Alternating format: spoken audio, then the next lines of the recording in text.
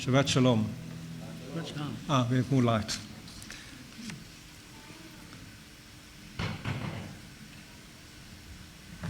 This week's Torah portion, Chayei Sarah, the life of Sarah, begins with an interesting statement in the Torah.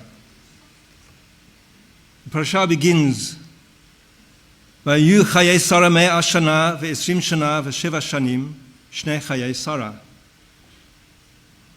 Sarah lived for 127 years. These are the years of the life of Sarah. So why does the Torah say Sarah lived for 127 years? These are the years of the life of Sarah. Why is that necessary, the last bit of the pasuk necessary? For the rabbis, there's no unnecessary words in the Torah, so there has to be a reason why the Torah says the number of years that Sarah lived and says these are the years of the life of Sarah. So Rashi provides us with an explanation. Rashi says that 127 years were the quantity of Sarah's life. And then says these are the years of Sarah refers to the quality of her life. That she lived a good life. But how is that possible? Because if you look at the story of Sarah and her husband Abraham, their lives were very hard and difficult. They met many challenges. The first challenge, of course, was God speaking to Avram, as he was then known, telling him to pack his bags, his belongings, and go with his family to a land which God will show him, leaving all that was familiar behind. His father's house, his homeland, the culture that he knew. And so Avram listens to God, packs his bag, and together with his wife Sarai and their nephew Lot, and their families and their possessions, they leave. They arrive in the land of Israel, only to discover that there's a famine in the land, and they decide to leave the land to ride out the famine, going down to Egypt. Arrives at Egypt, Abraham tells Sarah to tell people that she's his sister, because Abraham is afraid that Pharaoh might kill him in order to take Sarah into his harem. So Sarah has to pass herself off as Abraham's sister, and she faces the indignity, suffers the indignity of being taken into Pharaoh's harem. Of course, God visits Pharaoh in a dream and says, what you're about to do with Sarah is immoral, it's adultery, and so he sends Sarah packing with Abraham, Sarah packing, and he gives them a slave, an Egyptian slave, Hagar, which, according to Midrash, was in fact Pharaoh's daughter. Abraham still hasn't learnt, and when the famine hits again, he moves to another area of the land of Israel under the supervision of Avimelech, the king, and again passes off his wife as his sister. Avimelech takes her, but then returns her and sends Abraham with greater wealth back. So Sarah experiences indignity of being passed off as Abraham's sister twice. Sarah herself cannot have children. God says 4 times to Abraham that your descendants will be a great nation, and yet Sarah is barren. Sarah gives Hagar, of course, to Abraham to have a child. The idea being that the child will be legally Sarah's child because Hagar is Sarah's slave. Once Hagar gives birth to a child, Ishmael, there's friction between the two women. And eventually, after giving birth herself, Sarah tells Abraham to banish Hagar and Ishmael, an event which caused hardship to all 4 people involved. After promising Abraham that his descendants will be a great nation, eventually Sarah does conceive and bear a child, and God tells them that Sarah will bear her own biological child. They consider it such an impossibility that they both laugh and can find quotes in the Torah that both of them laugh. Abraham laughs at the idea of having a child at such an old age, and Sarah herself, obviously, we know the story very well, laughs as well. And finally, of course, ending last week's parasha, you have the agony of the binding of Yitzchak. God tells Abraham to sacrifice his only remaining son, his loved one, Isaac.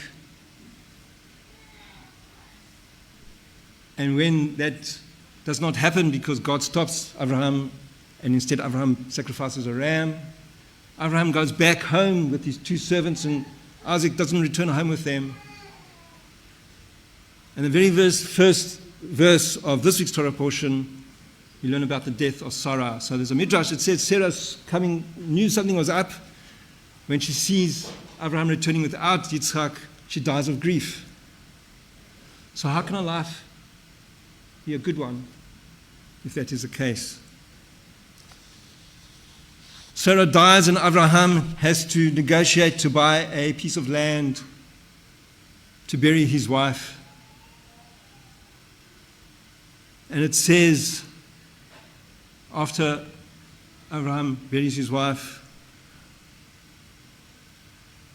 Abraham zaken ba bayamim, Abraham was old, advanced in years, but Adonai barach et Abraham bakol, and God blessed Abraham with everything. How can that be? Before Sarah dies, Abraham had no land. God promised him the land 7 times in the Torah. Abraham has only one son. God promises him 4 times that his descendants will be a great nation, numerous, as numerous as the stars in the heavens and the sand on the seashore. So how can God have blessed Abraham with everything?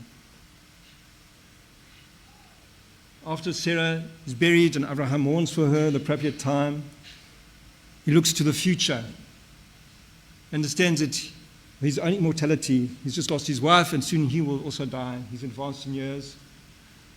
And so he sends his servant to find a spouse for his only son, remaining son, Yitzchak. And we know the story very well. It's the only first really true love story in the Torah. And at the end of that story, when Yitzchak finally marries Rivka, Abraham takes another wife and has many children with her. And at the end it says, Vigva ve'yamat Abraham v'seiva tova. Abraham breathed his last and died at a good old age. Zakein v'salva ve'asef el amav. An old man contented with his lot, and he's gathered to his people. He died a happy person. But you read the story, how could that be? He had only one small parcel of land which he had to negotiate with the Hittites. He had to humble himself before the Hittites. He paid far too much than what it was worth in the end. But he did live to see not only his son being wed, but he lived to see his grandchildren. The lesson of Chayei Sarah is that we don't often get all that we want, all that we promised. Abraham didn't certainly get the whole land of Israel as promised by God. He certainly didn't see many, many grandchildren in his lifetime. But he started the process. He started the journey. He bought a piece of land in the land of Israel. He had a connection to the land. And he saw the future generations before he passed away. So the true story teaching of Chayei Sarah is that it doesn't matter if you don't receive all that we yearn for, all that we want to achieve. The important thing is that you started the process. So there's a saying by Lao Tzu, a Chinese sage, the journey of 1,000 miles begins with a single step. And our own tradition teaches a similar idea. B'ke'avot. Lo alecha hamalcha ligmor. It is not for you to finish the work. Lo ata ben chorin lavatel mimena, but you're not free to desist from starting it either. The Torah tells us that God chose Abraham.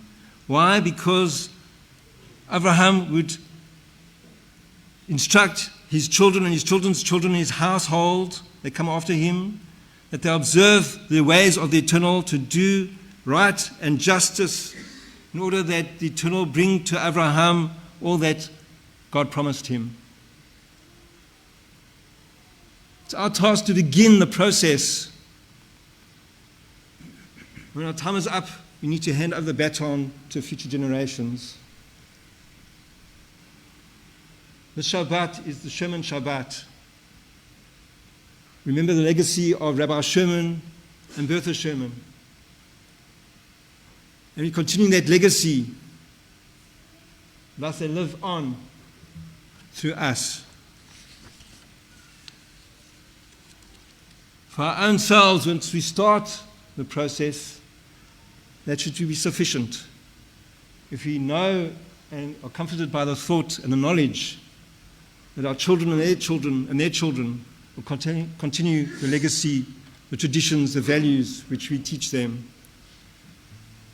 There's a beautiful quote that I want to end with from the Talmud, from Chayei Brachot. Tzadikim shebimitatan nikra'u chayim. The righteous, even in death, are regarded as though they are alive. Why? Because the righteous leave a living trace to those who come after them. They're living the legacy left behind by our founding rabbi, Rinikel, a couple. They're living the legacy of our loved ones who have passed on to Olam Haba. You continue their journey and pass the baton on to further generations with the hope and knowledge that you taught them well and that they will continue their traditions into the future. And that is the true teaching of Chayei Sarah. So the life of Sarah was good. God did bless Abraham with everything because future generations continued the work that they had begun. Can you hear us? Amen.